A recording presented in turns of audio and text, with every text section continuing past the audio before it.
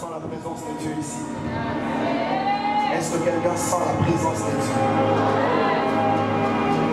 Je vais rapidement reprendre vos places. Vous m'entendez très bien?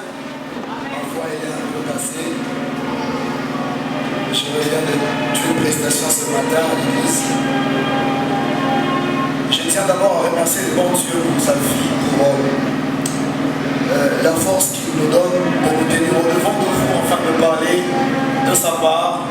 Également, je veux honorer tous les hommes de Dieu qui sont dans la salle. À cause des difficultés de l'espace, nous n'avons pas pu vous aligner de manière correcte et de vous donner la place que vous devez normalement avoir. Alors, de partout où vous êtes prophète, pasteur, berger, apôtre, prophète, docteur, vous opérez dans l'un des 5 ministères, ou bien vous avez une autorité ecclésiastique. J'aimerais bien vous demander de vous tenir debout de là où vous êtes et l'Assemblée va acclamer et honorer votre présence. Prophète, pasteur, est-ce qu'on peut l'applaudir?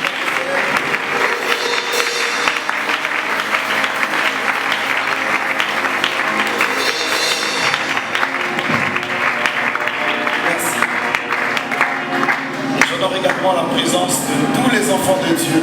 Est-ce que vous pouvez acclamer pour vous-même?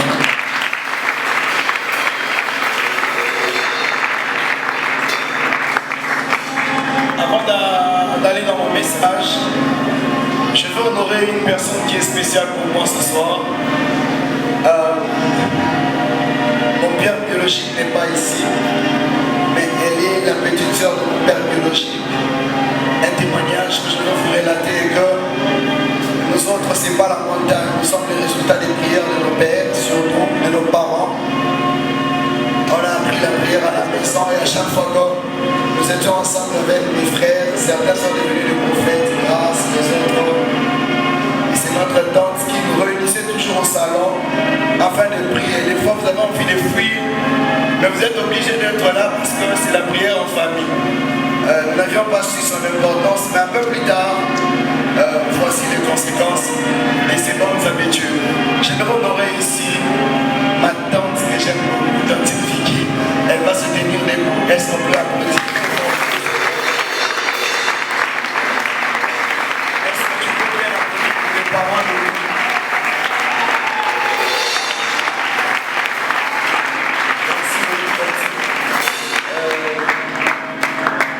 Je vous fais une promesse, je vous rendrai fier. Est-ce qu'on peut commencer les choses?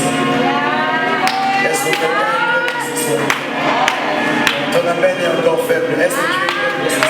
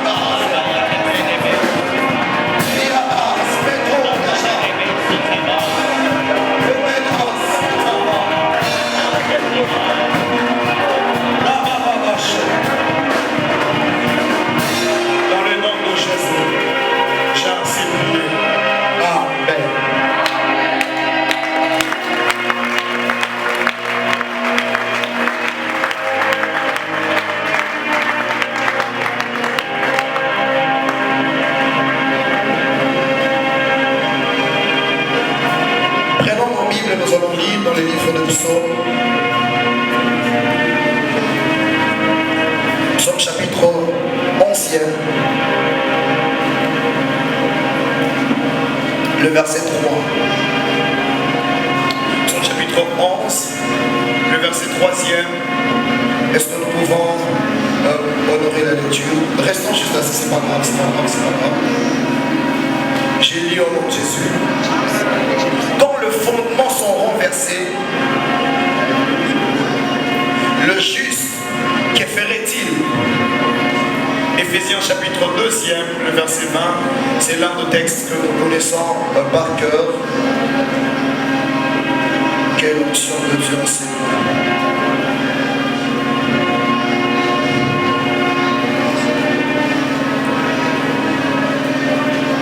Éphésiens 2, 20. Vous avez été édifiés sur le fondement des apôtres et des prophètes, Jésus-Christ en lui-même étant la pierre de l'angle. Alléluia. Ce soir, je viens introduire un long message qui fera l'objet de plusieurs de mes interventions sur l'ordre divin que j'ai reçu de l'Éternel de pouvoir élever ma foi dans cette génération afin de pouvoir parler sur un sujet au peuple de Dieu pour pouvoir mettre une pierre dans la construction d'une génération qui doit relever les défis qui lui sont présentés maintenant et dans les décennies qui sont à venir. Il est certes que vous constatez avec moi de plus en plus que nous sommes en train de vivre dans cette génération. Les pères s'en vont. Il y a une génération qui est en train de partir et également il y a une génération qui est en train de venir. Mais malheureusement, nous constatons certains déroulements, si je peux dire, certains dérapages dans cette nouvelle génération dont Dieu nous a, par sa grâce, choisi pour essayer de parler, essayer de mettre l'accent sur quelque chose. J'aimerais déjà enlever sur nos têtes l'équivoque de cette grande responsabilité. Je ne suis pas parfait, moi qui parle de ces choses. Il y a aussi des erreurs que moi je commets, mais je prends cet engagement solennel de pouvoir être cette voix qui va parler pour cette génération. Il est question de parler ce soir sur l'urgence de la réforme. La réforme est un concept polysémique qui a beaucoup de sens, qui peut être employé dans divers domaines. En droit, je suis juriste de formation.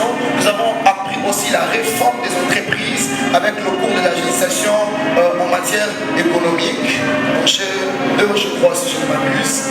Et la réforme s'emploie dans beaucoup de choses. Mais dans le contexte de notre programme, il est question de parler sur la réforme dans le milieu ecclésiastique, parler d'une réforme dans le contexte de l'Église, la réforme dans le contexte de la vie des enfants de Dieu.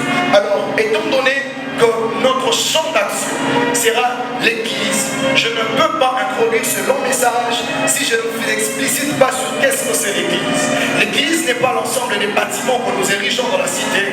L'Église n'est pas le nombre de cellules que nous avons à la cité. L'Église, lorsque Jésus est en train de parler sur l'Église, il a posé la question à ses disciples. Il a dit à ses disciples, que dites-vous que je suis? L'un de leurs a dit, tu es Jésus. Il a révélé la nature de celui qui a posé la question. Alors Jésus lui répondit en disant, ce n'est pas la chair et le sang qui t'ont révélé ces choses, mais c'est mon Père. Et tu es Pierre, sur cette pierre, je bâtirai mon église et les séjours de mort ne prévaudront point contre elle. La prophétie de l'église n'a pas été libérée sur un terrain. La prophétie de l'église n'a pas été libérée sur l'espace géographique. La prophétie de l'église a été libérée sur la vie d'un être humain. C'était sur un individu que Christ a choisi Pierre comme la base sur quoi il va bâtir l'église, dont la notion de l'église n'équivaut pas d'abord au cadre. La notion de l'église revient aux individus et aux personnes qui ont reçu la révélation de Jésus-Christ. Ne peut être appelé église que celui qui a reçu la révélation du Christ, celui qui a reçu la révélation venant du Père. Sans cette révélation, vous n'êtes pas une église. L'église n'est pas un bâtiment. L'église est une mentalité et une culture qui s'imprègne de la vie des gens. Et donc lorsqu'on voit ces personnes, on sait lire la vie du Christ en elle. L'Église est une mentalité qu'on développe. Le plus grand problème, c'est que nous voulons aller bâtir des cellules, des églises, mais nous ne voulons pas reproduire des églises. L'Église est censée reproduire les églises dans la cité. Je ne parle pas de produire les cellules, je parle de produire les représentants de l'Église. Il est temps, mes frères et sœurs, que l'Église arrête de présenter Jésus, mais que l'Église commence à représenter Jésus sur cette jeunesse. Et je ne peux pas vous parler de la réforme si je ne me situe pas dans le temps et dans l'espace des choses que nous avons. L'Église est née il y a maintenant 2000 ans après Jésus-Christ que l'Église existe. Christ est né à l'an 0. L'Église primitive a commencé à l'an 30. À l'an 70, le temple de Jérusalem a été détruit. 200 ans après Jésus-Christ, il y eut un empereur au nom de Constantin Ier. C'est lui qui fut le premier empereur chrétien à se convertir. Et quand il s'est converti, il a reçu les baptêmes sur son lit à la maison. Et Constantin est le premier empereur qui a même instauré la monnaie solide de vache. On appelait ça solidus. C'est lui qui a amené cette invention. Et donc 300 ans après Jésus-Christ, l'église primitive est devenue une église étatique où le premier pasteur était lui-même l'empereur Constantin. L'église a cessé d'être sous la dépendance de Dieu. L'église est devenue sous la dépendance du pouvoir politique. Et 1500 ans après, nous avons connu un homme au nom de Martin Luther King. Celui-ci vient avec 95 thèses de la réforme. Et lorsqu'il apporte la réforme, Martin Luther King apporte une réforme luthérienne. Et dans sa réforme, il poursuivait une chose, la certitude du salut. Les textes qu'il a révolus, c'était la certitude du salut, le juste vivra par la foi. Et il a développé des thèses sur base de ça, où il a protesté contre l'Église catholique en leur disant, nous devons faire le culte comme pour Jésus, pas autre chose. Et il y a une division, il y a eu beaucoup de mouvements de réforme. Et l'histoire renseigne ceci, mes frères et sœurs, que la réforme de Luther a apporté beaucoup de résultats que les mouvements charismatiques.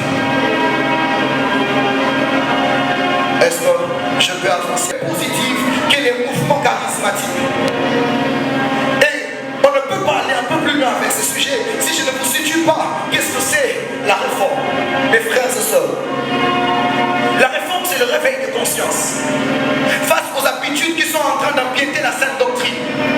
Si on ne parle pas de la réforme, nous continuerons à voir une nation et une génération remplie d'hérésie dans leur tête, mais allant à l'église chaque jour. Qu'est-ce que c'est la réforme? La réforme, c'est redéfinir les choses, les ramener à leur sens originel pour une bonne allure. À chaque fois qu'il y a un mouvement de réveil, il y a toujours une déviation et des abus. D'où il faut toujours qu'il y ait une foi qui s'élève à chaque temps afin de pouvoir ramener les choses au sens du départ, de pouvoir ramener les choses selon le cadre qu'il fallait que les choses soient. Qu'est-ce que c'est la réforme? La réforme, c'est mettre l'accent sur ce qui doit se faire et baisser la foi de ce qui ne doit pas se faire.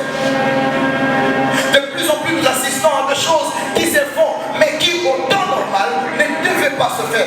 Mais parce que le foi ne se lève pas, afin de parler d'une réforme, et il y a des habitudes qui se sont insérées au milieu de nous, et nous avons appris à vivre avec ça, sous prétexte de ne pouvoir pas parler, parce qu'on ne touche pas aux aînés, parce qu'on ne touche pas aux pères, parce qu'on ne touche pas à ceux qui sont venus avant nous. J'ai envie de dire à quelqu'un, l'hérésie n'a pas d'âge ministériel. Un peu jeune peut aussi décadrer l'hérésie qu'un vieux a commis. Je ne suis pas venu susciter la rébellion ce soir, mais je suis venu apporter la révolution de la mentalité des chrétiens, de pouvoir sombrer dans les coutumes, de pouvoir arrêter d'être les dépendants des anciens didactes, d'ouvrir la Bible et de voir la définition de choses et de commencer à se définir par rapport à ce que Dieu dit.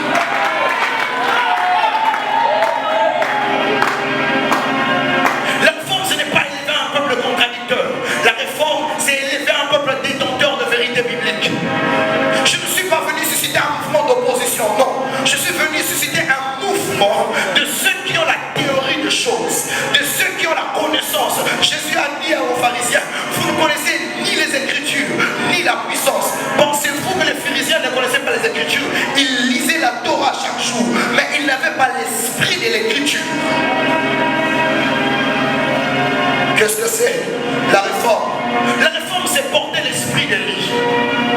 Lorsque le prophète Élie est apparu, le prophète Élie est un esprit qui est venu dans une génération où il y avait l'injustice, il y avait la corruption, il y avait les paganismes dans les sanctuaires, il y avait beaucoup de mauvaises choses que le roi, les systèmes politiques avaient imposées dans les systèmes ecclésiaux.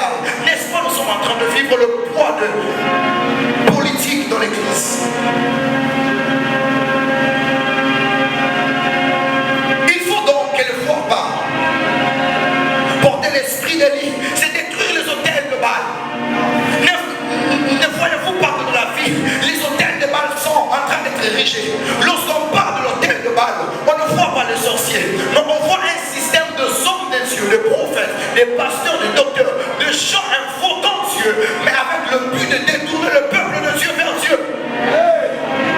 Au temps de l'Élie, confusion. Pourquoi? Parce qu'il y avait un roi Akab, au pied de sa femme Jézabel, qui a instauré les autres dieux dans les sanctuaires. Et Jézabel est l'image d'une femme, et l'église également est l'image d'une femme. J'ai un thème que je vous prépare pour la prochaine urgence, ça sera la guerre des femmes. Nous sommes en train d'assister à une guerre des femmes. Jézabel combat l'église qui est la femme en apportant notre théorie sur les autels, sur la notion du sacerdoce, sur la notion du sanctuaire, mais avec le but de s'aimer la confusion.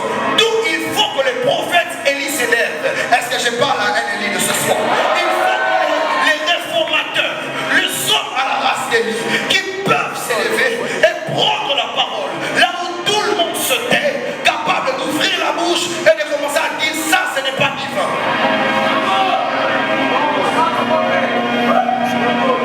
L'esprit d'Élie, c'est pour rétablir la connexion généalogique. De plus en plus, nous assistons à des hommes des dieux maintenant qui sont, excusez-moi, sans généalogie. Vous ne connaissez ni leur père spirituel, vous ne connaissez ni d'où ils sortent. Ils sortent comme ça et ils viennent, on leur appelle prophète, pasteur, ils n'ont pas de généalogie. Le Fils de Dieu a connu une généalogie biologique sur la terre. Comment toi tu ne peux pas tracer ta généalogie spirituelle? Si vous n'avez pas la foi auprès de qui vous pouvez vous soumettre, alors n'ouvrez pas votre voix pour parler aux autres. L'esprit d'Élie, c'est de ramener le chant vers le Dieu de paix. Lorsque je parle de Dieu de paix, je ne vois pas ces mouvements où vous appelez tout le monde les dadistes. Non, je ne vois pas les mouvements selon lesquels, même vous l'avez vous demandé à Dadi. Non, je vois les mouvements selon lesquels vous ne suivez pas les exploits des pères, mais vous suivez les caractères et les principes que les pères ont eu pour obtenir leurs résultats. J'ai assisté à des prières dont les gens invoquent le Dieu de père, mais c'est beaucoup plus dans le sens de voir les miracles. Le Dieu de Moussa Dinabala, quand tu l'invoques parce que tu penses qu'il est un homme de surnaturel. Mais à quand nous devons invoquer le Dieu de ces gens par leur vie de sanctification? À quand nous allons invoquer leur Dieu par la qualité de la consécration? À quand nous invoquerons le Dieu de Père sur base des principes et des caractères qui ont dicté leur vie chrétienne?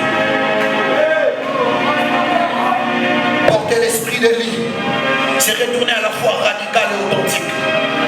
Excusez-moi, ne me mêlez pas dans les polémiques, mais j'ai envie de vous dire une chose. La foi n'a pas besoin quelquefois de support.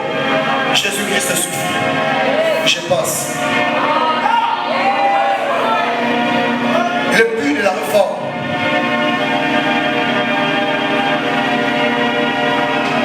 j'étais choqué.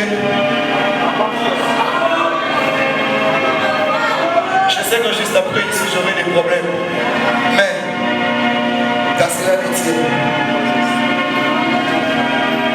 Pourquoi Dieu doit mener la réforme dans cette génération? La réforme ne consiste pas à traiter les sujets qui font polémique à la cité. Non. La réforme consiste à construire la foi des enfants des dieux.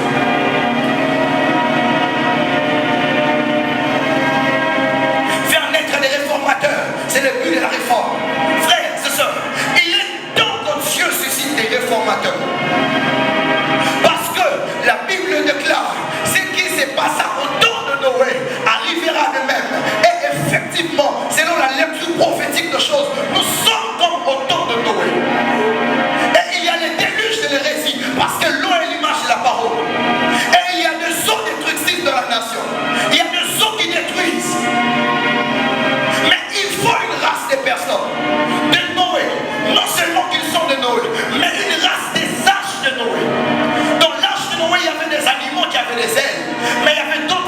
n'avaient pas des ailes.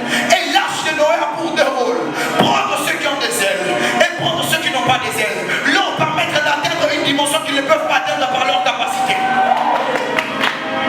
Les lézards ne peuvent pas arriver au sommet de la montagne. Il faut que l'arche puisse lui transporter. Et les réformateurs sont des arches de Noé. Les gens qui peuvent amener une vérité qui embarque les autres afin de leur faire arriver à une hauteur dans leur propre perception spirituelle ne peuvent pas. Il faut donc des hommes qui sont de arches, capables de transporter les autres, porter les poids de génération et permettre à ce que par vous, toute une génération soit sauvée. Il faut qu'il y ait des réformateurs, des gens qui apportent une vérité qui transperce les générations, des gens qui peuvent eux-mêmes se sacrifier afin de pouvoir sauver toute une ville qui est en train de se baigner dans le zoo de l'hérésie. Il faut qu'il y ait la réforme de l'Église. Alléluia. J'ai envie de vous dire une chose. Vous avez beaucoup assisté aux conférences prophétiques où les hommes sont en train de prophétiser. Vous êtes partis très tôt dans les choses de la prophétie. Nous avons assez assisté là où les voyants démontrent les noms, les prénoms. Je peux le faire même ici présent. Mon frère, tu dois avoir une personne qui a le nom de Gaëtan. C'est qui? C'est ton frère. Je peux le faire à tout moment. Mais je vous dis, il y a des choses plus que ça vers lesquelles nous devons aller.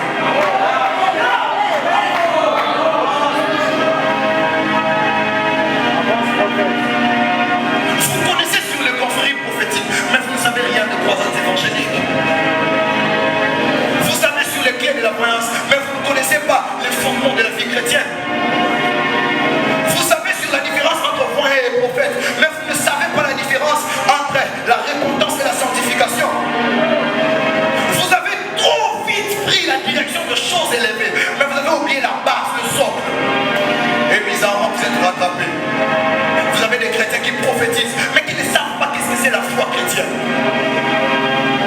Comment vous avez voulu bâtir des maisons sans passer par la fondation? Faites une conférence libre aux gens, c'est un jour d'enseignement. Très peu de gens répondent. Mais mettez seulement sous l'affiche le monde de la voyance. Je ne suis pas contre ça. Je reviens de prêcher d'une école de prophètes. J'encourage le mouvement prophétique, mais je n'encourage pas les mouvements prophétiques sur la base de la doctrine.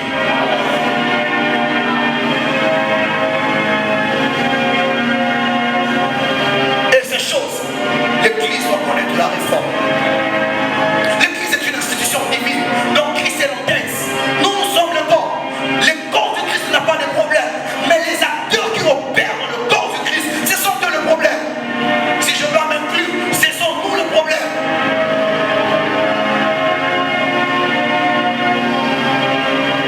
Mes frères et sœurs,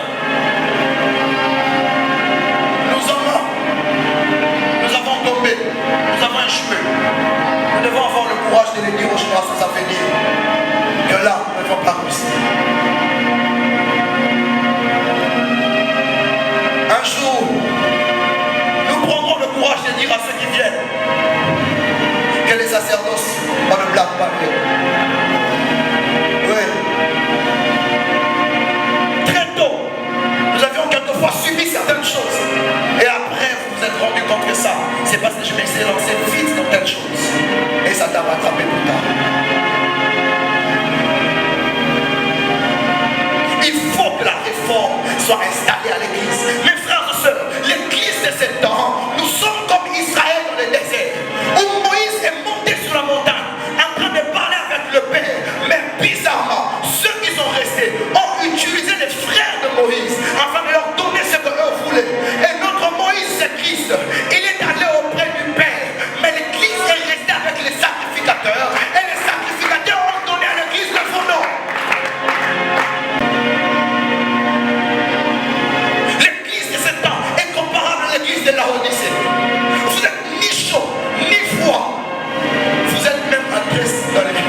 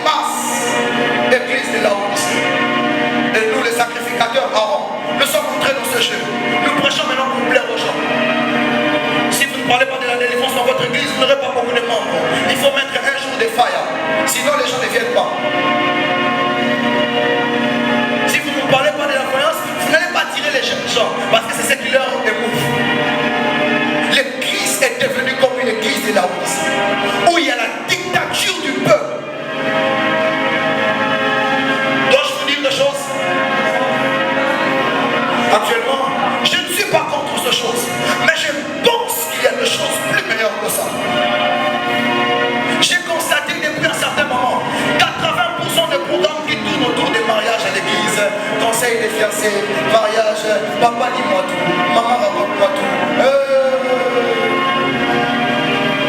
Je ne suis pas contre ce mouvement. C'est bien de préparer la vie conjugale des enfants de Dieu. Mais je pense qu'à l'heure actuelle, il y a des choses qui sont un peu plus primordiales que ça. Sur quoi nous ne mettons pas trop l'accent. Et si vous regardez les statuts des jeunes gens, moi ils partagent les enseignements, mais ils ne partagent que des citations en caractère des relations. Et des déceptions. Si tu as un homme qui prie pour toi, il faut le protéger, vous pensez ce statut. Mais si vous rencontrez une vidéo, un homme de Dieu dit Jésus est Seigneur, vous ne mettez pas. S'il y a une maman qui parle, vous postez. Vous avez choisi les choses qui vous plaisent. Et vous avez rendu nous les sacrificateurs dépendants de vos émotions.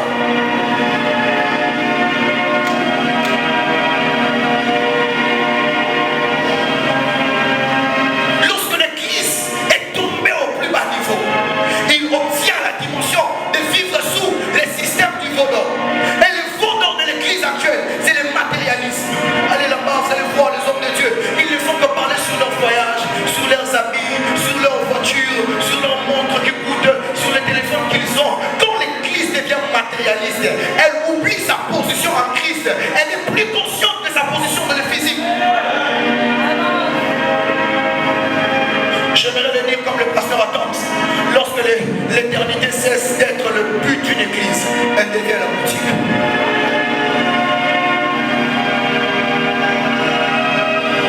Le vendeur de l'église, la division, la compétition. Vous vous invitez parce que vous voulez savoir qui voit plus que l'autre. Vous vous invitez parce que vous voulez savoir qui a plus de révélations que les autres. Vous voulez vous inviter pour voir qui va bien s'habiller que l'autre.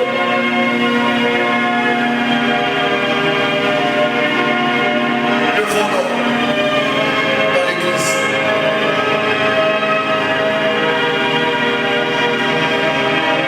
Le vendeur est tombé dans l'église. J'ai envie de vous dire une chose. Les enfants d'Israël, ils ont réclamé Égypte.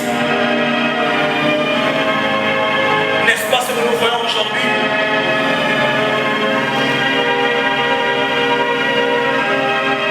Je veux vous dire deux choses, mes frères. En Égypte, il y a la présence de Dieu. Vous le connaissez. Mais dans la terre promise, vous ne connaissez pas les types de Dieu qu'il y a. Mais seulement, vous avez des choses qui peuvent se transformer en Dieu. Vous avez des maisons que vous n'avez pas construites. Vous avez les laits et les miels. Et c'est ça que les chrétiens font maintenant. Ils n'ont peut-être pas changé l'appellation de Dieu. Mais ils ont obtenu les acquis de ce qu'ils ont reçu de Dieu comme étant leur Dieu. Votre lait et miel est devenu votre Dieu.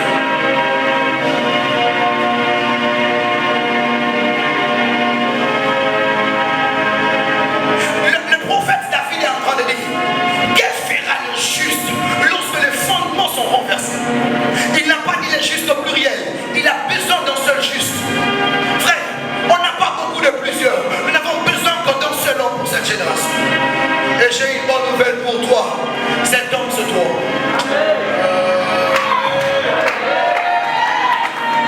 J'étais en train de dire, le juste qui doit remettre les bornes qui ont été fixées par les pères, c'est toi.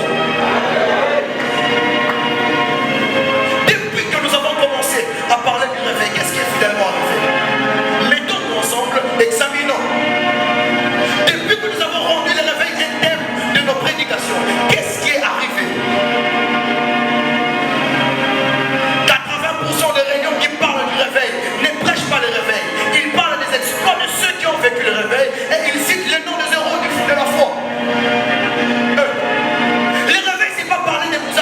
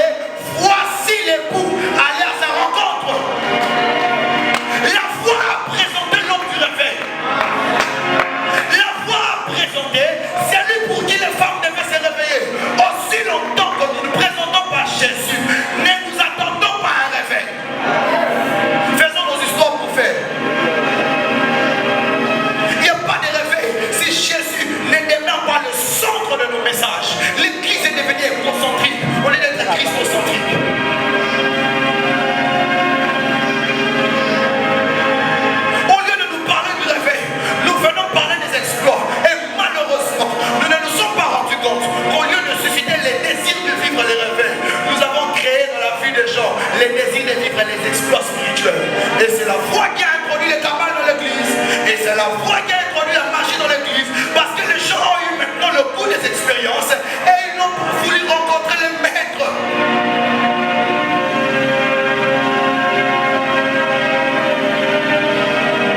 Toujours les questions, prophète, comment faire pour voir?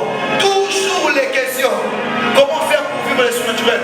Très peu, si vous leur dites, parle-moi de Jésus. Il ne sait pas c'est qui, il entend parler, il peut dire mon Seigneur et Sauveur, mais il n'a pas la pertinence de la personne de Jésus. Frère, il n'y a pas un plus grand sujet qui a la profondeur comme la personne de Jésus.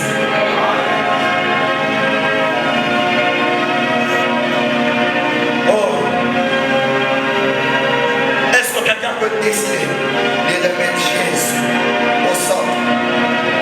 Hein? Est-ce que quelqu'un peut décider de remettre Jésus au centre? Je suis juste en train de poser les bases sur l'introduction.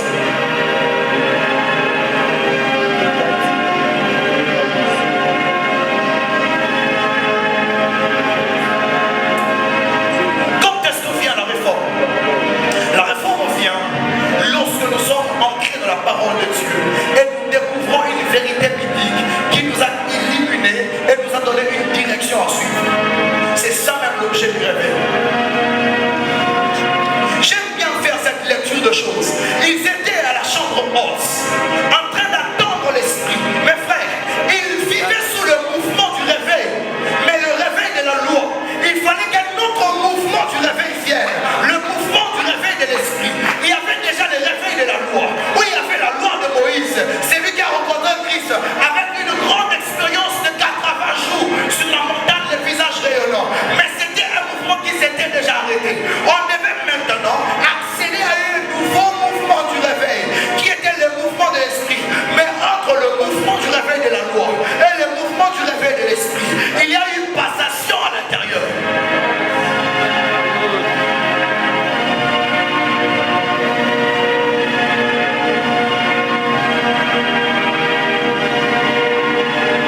Il fallait qu'ils attendent quelque part. C'est mettre ensemble.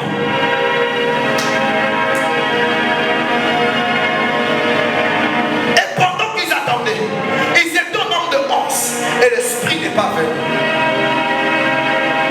On devait faire ceci.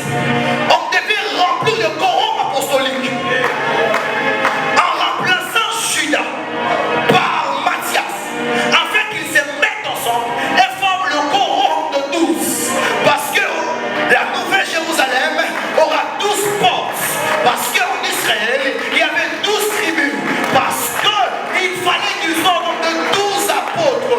Et les 12 apôtres sont les fondements. Là où il n'y a pas de fondement, il n'y a pas un nouveau mouvement. Et l'apôtre Paul va éclaircir en disant, vous avez été bâtis par le fondement qui a été posé par les apôtres et les prophètes, virgule, Jésus-Christ.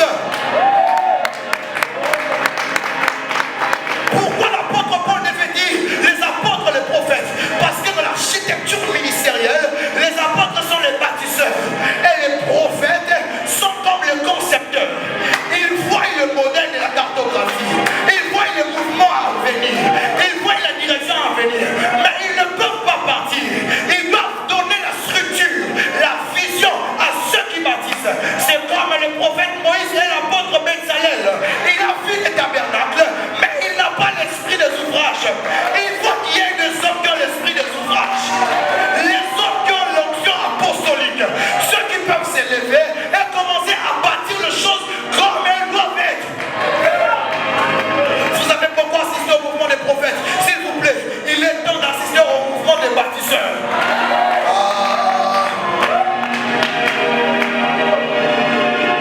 Il est temps d'assister au mouvement des bâtisseurs.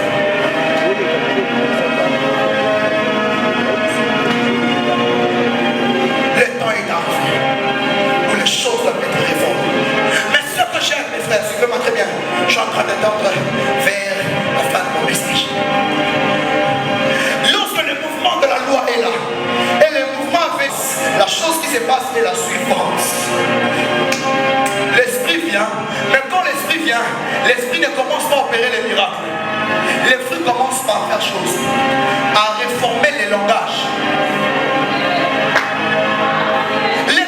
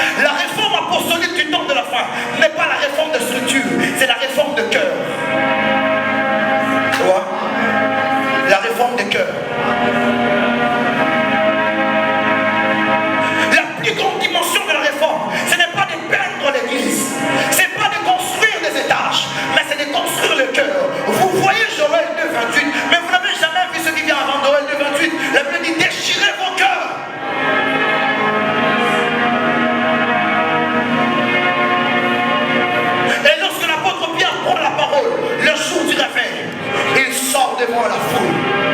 Et il dit, oh homme frère, ces gens ne sont pas ivres, mais c'est ici que s'accomplit la prophétie de Joël qui disait dans les derniers temps, je répandrai de mon esprit.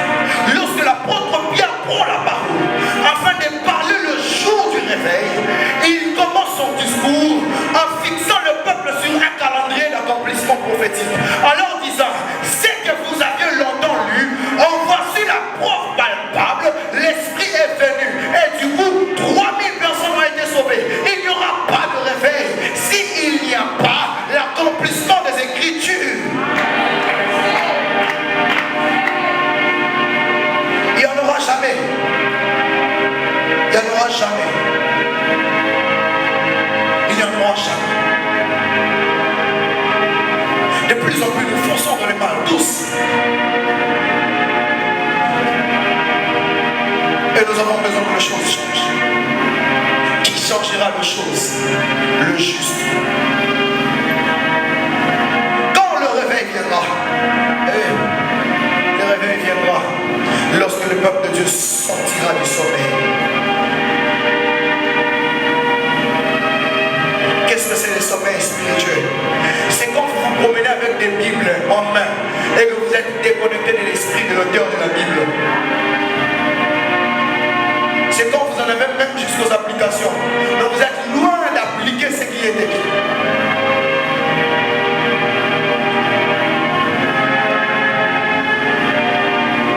Où sont ceux qui sont de la race d'Élie? Alléluia. Ah, God. Permettez-moi ça. Lorsqu'ils étaient dans la captivité, il y avait un homme qu'on appelait Néhémie. Et Néhémie fut parmi les esclaves que le roi avait captivés. Mais il y a une chose que j'aime, c'est un détail que j'aime beaucoup. Lorsque Néhémie arrive, il pose une question. Néhémie pose la question de savoir quel est l'état de juif. La première question que Néhémie a posée là. La deuxième question que Néhémie a posée, quel est l'état de muraille de Jérusalem? Est-ce que je peux vous dire une chose? Lorsque Néhémie a appris qu'il y a une destruction de la ville de Jérusalem, il a pensé à deux choses. Premièrement, à l'état de ses frères. Deuxièmement, à l'état des murailles de Jérusalem. Et les réformateurs sont ceux qui se battent pour deux choses. Premièrement, sortir leurs frères d'un système qui les rend dépendants. Deuxièmement, veiller à ce que la mur soit sécurisée, la mur soit bien gardée.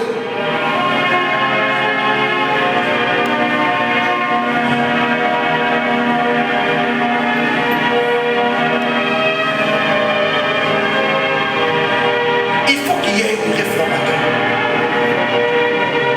Les hommes qui viennent, afin de libérer les hommes de la colonie humaine. Il y a maintenant beaucoup de systèmes à l'église qui rendent les gens dépendants du système des hommes.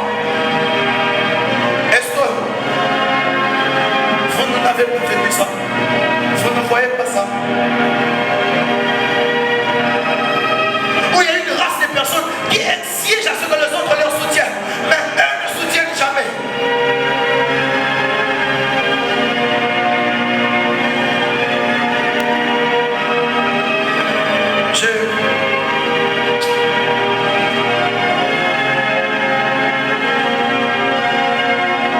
Il y a un système qui bloque les enfants de Dieu. Et ça les a rendus dépendants. Mes frères et sœurs, un moment, mettons-nous ensemble et réfléchissons. Vous avez déjà vu un comédien mettre un ami et se dire qu'il est Mohamed? Pourquoi seulement les chrétiens doivent avoir un public ici? Vous avez déjà vu un comédien se faire passer pour le prophète musulman? Pourquoi ça doit être seulement sous Christ? Regardez comment vous avez vilipendé le nom de Jésus sur la photo d'un homme qui n'était pas même sur la tombe de Jésus. Cette tombe était la tombe de ceux qui furent victimes du mouvement des nazis avec Hitler. À défaut de l'histoire, vous pensez même la tombe de Jésus, germe de fleurs. Vous polluez le nom de Jésus. Et vous prenez ça pour des blagues. Quelle légèreté à l'égard du nom qui sauve les âmes. Quelle légèreté à l'égard du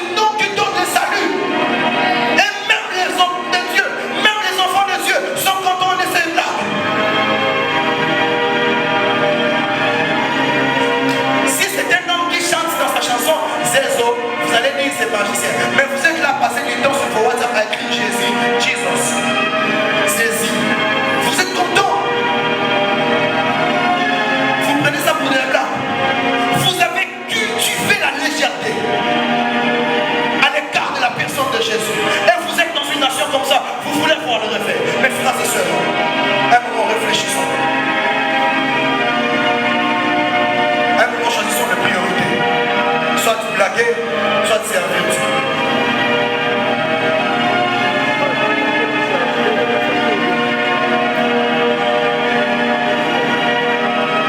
Les choses que nous avions connues.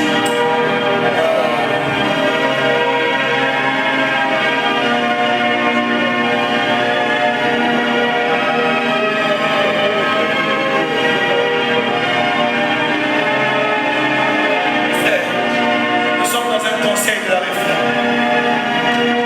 Pose-toi la question, où allons-nous? Ce n'était qu'une introduction. Où allons-nous? Dieu ne libère jamais sa puissance. Là on ne réside pas le corps. Où allons-nous? Réfléchissez. Et lorsque Jésus arrive devant la porte de l'église de Laodicée, il leur dit ceci: je me tiens à la porte. Qu'est-ce que j'ai fait? Hein? Après, c'est lui qui entendra ma voix, ouvrira. J'entrerai chez lui, je souperai avec lui. Pourquoi il n'a pas dit je dînerai avec lui? Pourquoi il n'a pas dit je mangerai avec lui? Pourquoi Jésus doit parler du souper? Parce qu'il va toquer le soir. Et le repas du soir, c'est le souper. Et l'église actuelle nous sort au temps du soir. Et Jésus, lorsqu'il va arriver vers la porte de Laodicée, il ne va pas parler, mes frères. Il va toquer. Mais c'est ceux qui sont à l'intérieur qui vont entendre la voix. J'ai envie de dire ceci: les derniers messages de Jésus pour l'église ne seront pas des messages clairs. Ça sera des messages codés dont seuls ceux qui ont l'esprit supérieur pourront entendre à l'intérieur le message, soit de Dieu, soit du démon. Je vous dis une vérité, et je le vous le dis. 50% sur 100% des messages qui passent sur la spiritualité, vous n'allez pas comprendre l'essence si c'est de Dieu ou du diable. Seuls ceux qui ont l'esprit supérieur. Et c'est ça, Jésus toquait à la porte de Laodicée. Parce que vous avez obéi à la dictature du peuple. C'est comme ça que vous avez des messages. Vous vous demandez est-ce que c'est chrétien? Est-ce que c'est pour nous? Est-ce que c'est pas pour nous? On ne sait plus à situer. Exactement. C'est quand Jésus toque. C'est à vous-même de savoir si c'est sa voix ou c'est pas sa voix. Parce que quand on toque, on ne parle pas. C'est le son de la main. Mais c'est à vous de comprendre que c'est la voix de Jésus.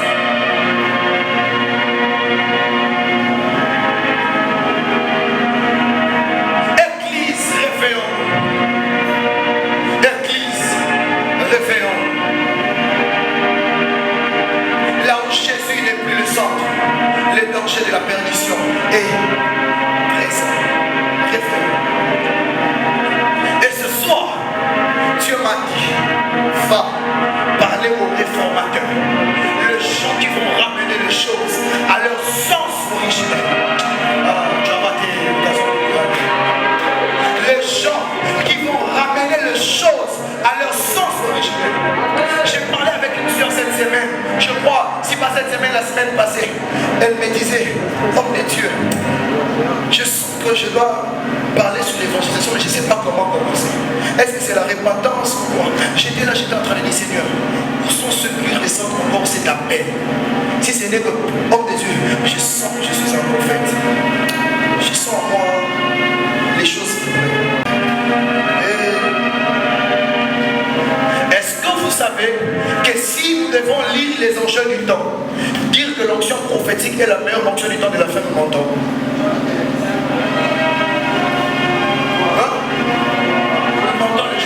Si nous devons dire, si nous devons faire la lecture des enjeux, c'est pas ça le priorité. Il y a des âmes qui meurent. Et je pense que l'onction évangélique est une onction qui doit se réveiller. Amen. Oui. Amen. Les leaders des églises, arrêtez d'envoyer les évangélistes seulement à la cité. Ils ne sont pas là pour que les païens. Ils sont là même pour les chrétiens. Vous les privez la parole à l'église, vous ne les invitez plus. Il y a que nous les prophètes sur les affiches. Nous avons tendance à faire perdre un ministère qui est au centre et à la base de la vie chrétienne. Ça ne commence jamais sans l'évangélisation. Le départ de tout, c'est gagner une âme. C'est comme ça que vous prêchez les prophétiques sur les non convertis. Et après, demain, ils viennent vous demander des clés. C'est comme ça que vous prêchez la voyance à ceux qui ne savent pas qu'est-ce que c'est le baptême. Et de jour après jour, ils viennent vous demander quels sont le code. Parce que la base a été prise à la légère.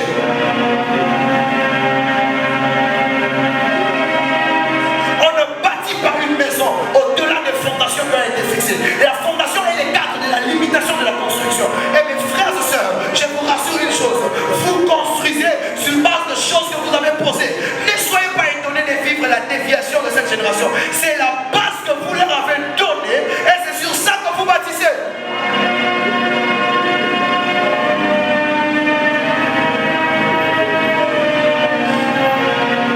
Converti lundi, mardi prêché, jeudi daddy. Ok. Vous êtes semblable à cette fille des cantiques donc on veut épouser mais qui n'a pas de mamelle. Vous allez donner quoi?